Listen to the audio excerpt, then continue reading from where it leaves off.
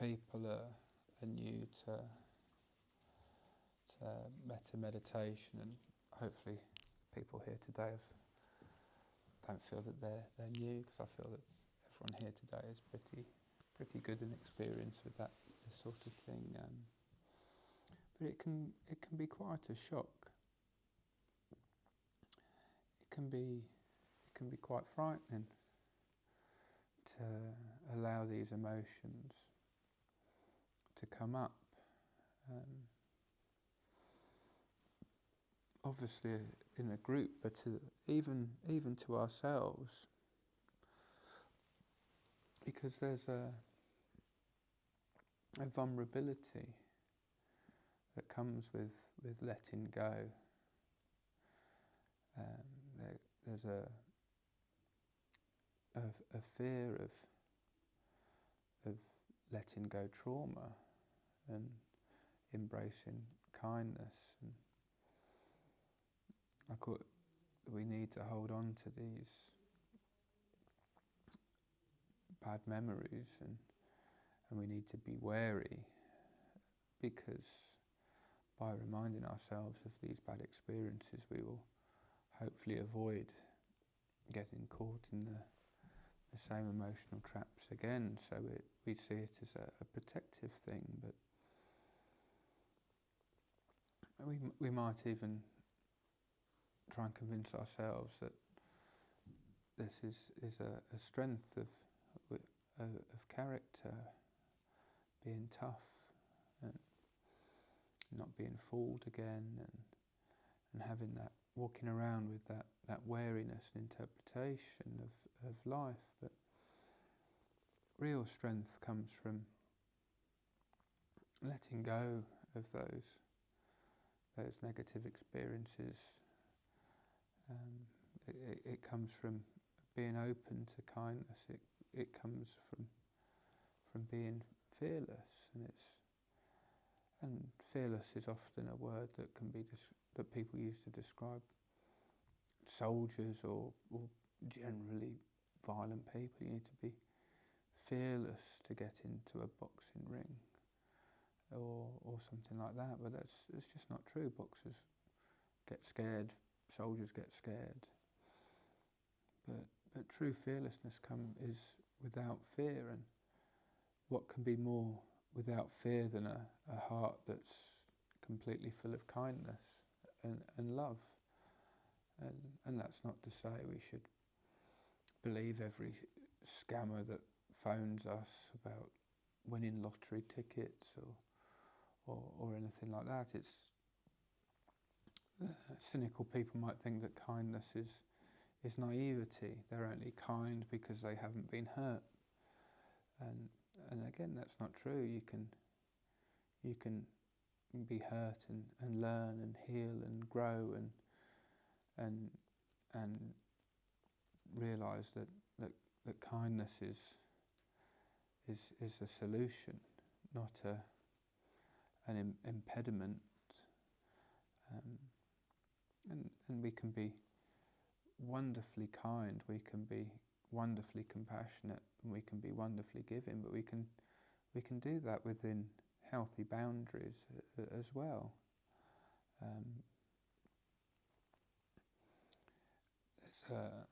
If we offer a homeless person a cup of coffee, they might ask for a burger as well, and we can give them that burger. But if they start asking for burgers for all of their mates, we can, and we don't have that sort of disposable income. If we're measuring our income in thousands of pounds per hour, then maybe a few extra burgers won't make a difference. But we can still assert, you can have your coffee, you can even have a burger, but don't take the piss. But you can say that with a heart full of love. And if you say it with a heart full of love, and they'll know that they were taking the piss, and they'll take it in good spirits. And so I'm not advocating for naivety. I'm not advocating for being a doormat or anything like that, but I'm advocating against starting from an interpretation of kindness and love. Any situation that we encounter, and it is invariably going to be interpreted by the mind, and that mind is going to interpret it in a unique way to everyone else. So the idea that our interpretation is the truth and everyone else doesn't quite get it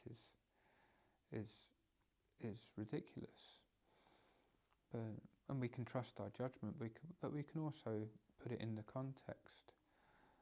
Like if we're thinking this is a negative situation, we can understand that our view is negative, but also reflect that other people may view it as positive. And while we're projecting this positive view on this fictitious person, really it's coming from within. One thing I used to do when I was very young and very violent and very angry, I said what the truth was, and I was very angry about something, and then I thought, what would the Dalai Lama think? And I thought, well, he probably would think of this, this and this, and I'd have this wholesome interpretation, but the reality is I don't know what the Dalai Lama thinks. The Dalai Lama might not have liked the guy either, but my vision of the Dalai Lama was this ball of peace and love, and I created a counter narrative to my own, but they're both my own.